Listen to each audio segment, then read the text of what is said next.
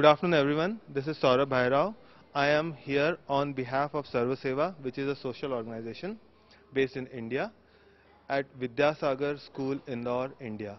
We are here to attempt a Guinness World Record, which is the most number of people in a reading relay. The book which we are going to read is a short life of Shri Ramkrishna, who was a great saint of the last century, and the ISBN of the above specified book is 8175050721. Welcome all. Here we are gathered to make a Guinness World Record, that is most people in reading relay. This event has been organized by NPO SRV SEWA, and this is program Miracle of One. Here we are starting the program, and to monitor the program we are having few eminent personalities like Mr. Mohan Pal, he is notary as well as advocate. Mr. or you can say Dr. S.S. Nair, he is member of Rotary Club Indore.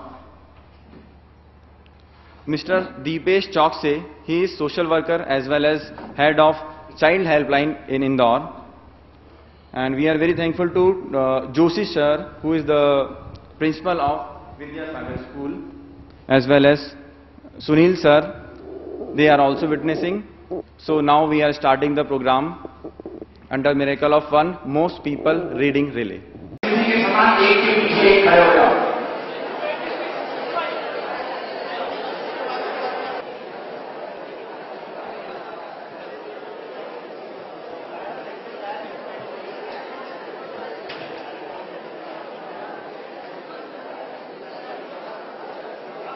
Stewards, are you ready? Can you please monitor your group one by one? So this is the official baby, the start of the Guinness record, the attempt to Guinness record, most people in a reading relay. Candidate number 1, start. Introductory. The history of a nation is not made in a day. It is the result of centuries of silent working of manifold creative forces. It is in this way that the distinctive culture of a nation is formed. The history of India proves that a nation which stands loyal to its cultural traditions can never die. Religion is the backbone of Indian national life. From the holy past, India has passed through numberless vicissitudes. That she has survived them is due to the fact that the nation has remained true to its spiritual instinct. At the every time of the special Christ in Indian national life, there has been born a saint or prophet who had saved the nation from their immediate danger. Shri Krishna, Buddha, Shankara, Namna, Chaitanya each fulfilled a great demand of the age in which he was born. The 19th century saw India faced with a great crisis. With the British conquest of India came the invasion of Western civilization upon the country. Awed by the material power of the conquering nation, India had everything Western us think to be welcome.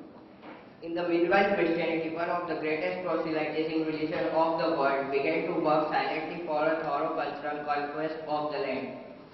At this psychological movement appeared Shri Ramkrishna, the embodiment of the spirit of India's culture and religion. He opened the eyes of Indians to the beauty, grandeur and strength of Hinduism at times when their faith in it had greatly slackened.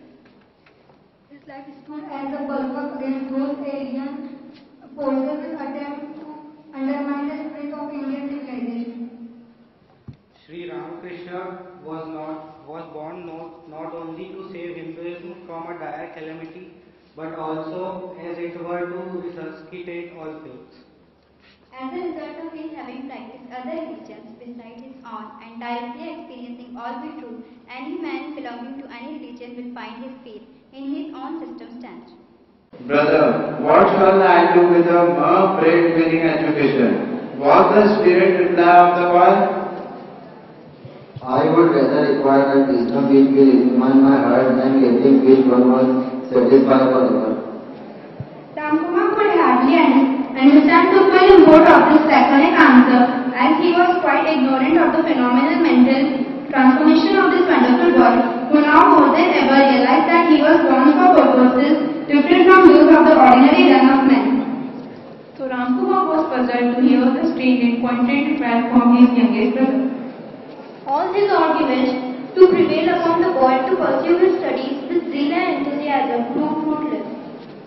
He had therefore no alternative but to leave everything to the will of Prabhupada until a new event with far-reaching consequences in the life of their brother came to pass in a most unexpected manner.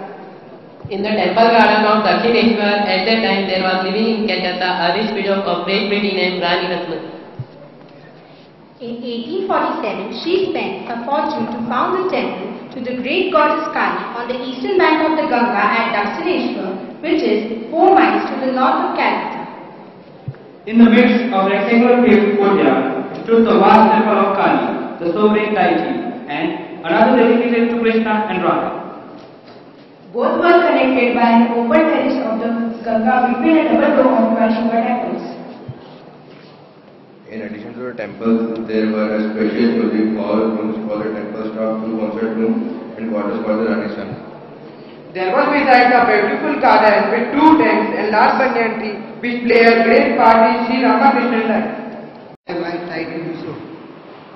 I had no idea of time or not of the person.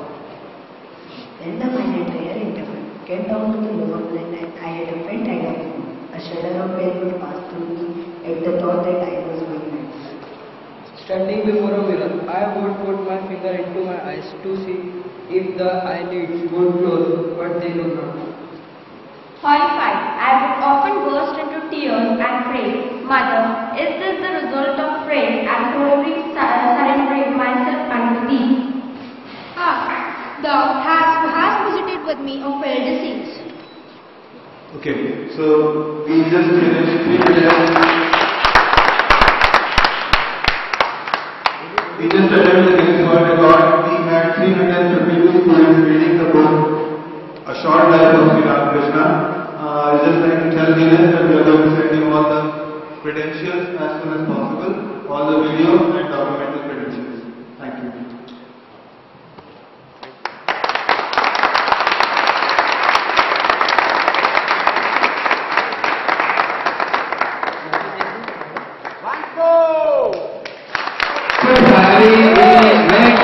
Guinness World Record and very happy